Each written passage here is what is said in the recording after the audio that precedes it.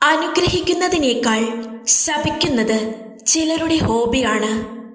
അത് മക്കളെ വരെയാകാം. ഇഷ്ടപ്പെടാത്തത് ചെയ്യുമ്പോഴോ ഇഷ്ടത്തിന് വിരുദ്ധമായി പെരുമാറുമ്പോഴോ അഭിപ്രായ സ്വാതന്ത്ര്യം മാനിക്കാതെ വരുമ്പോഴോ ഒക്കെ മറ്റുള്ളവരെ ശപിക്കുന്നവർ ധാരാളം. ഇത്തരക്കാരോടാണ് ദൈവ മനുഷ്യ സ്നേഹഗീതയിൽ ഈശോ പറയുന്നത്, ഒരുത്തരെയും ശപിക്കരുതെന്ന്. ഈശോയുടെ വാക്കുകൾ ഇങ്ങനെയാണ്: ഒരുത്തരെയും ശപിക്കരുത്. അത് ദൈവത്തിൻ്റെ പരിപാലനയ്ക്ക് വിടുക. എല്ലാറ്റിൻ്റെയും കർത്താവായ അവിടുത്തേക്കുള്ളതാണ് തൻ്റെ സൃഷ്ടികളെ അനുഗ്രഹിക്കാനും ശപിക്കാനുമുള്ള അധികാരം.